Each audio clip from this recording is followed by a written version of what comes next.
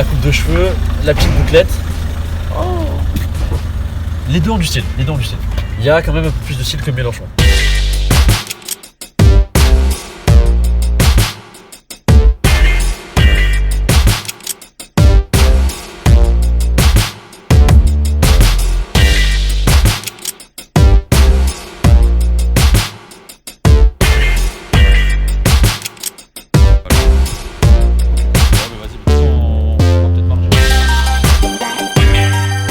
Quelle que soit la personne, quel que soit le diplôme qu'il a, quelles que soient ses origines, d'où il vit, ils ont tous envie de s'en sortir et surtout de faire quelque chose de leur vie.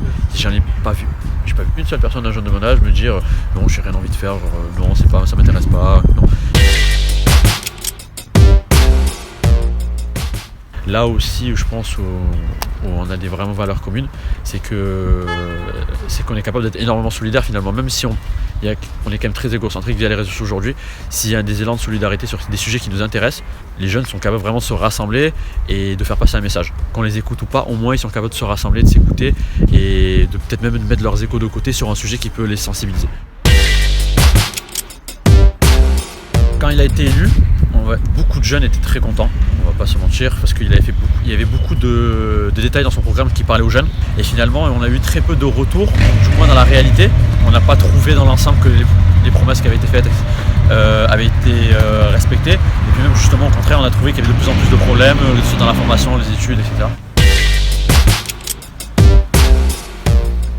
Quand on voit un jeune sur 4 au chômage, on se dit que ça peut être nous aussi. Et pourquoi eux sont au chômage? C'est-à-dire que la plupart ont les mêmes études que nous, ont fait même plus de diplômes que nous maintenant, et ils sont au chômage, ils n'arrivent pas à trouver d'emploi, ils ont un bac plus 3, bac plus 5, et ils se retrouvent à faire des emplois au SMIC, voire des emplois intérimaires. Et si eux sont dans cette situation-là, nous ça peut nous arriver, donc oui ça nous inquiète. Après la plupart on essaye de pas trop y penser parce qu'on se dit que tant qu'on l'a pas vécu on le sait pas. Mais on sait que c'est vrai, on sait que c'est la réalité, mais on le sait vraiment. Pas à 18 ans, quand on commence à avoir 20, 21 ans, on commence à le remarquer de plus en plus.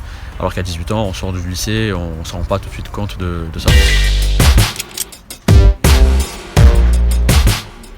Moi j'ai l'image d'une génération avec une difficulté, c'est qu'ils ont beaucoup plus que nous intégré la notion de précarité. Ils rentrent précaires dans la vie professionnelle et ils vont avoir une vie professionnelle qui sera elle-même précaire, soumise à 10, 15, 20 changements de vie qui sont extrêmement compliqués. On le vit, on le ressent, mais on le vit surtout au quotidien.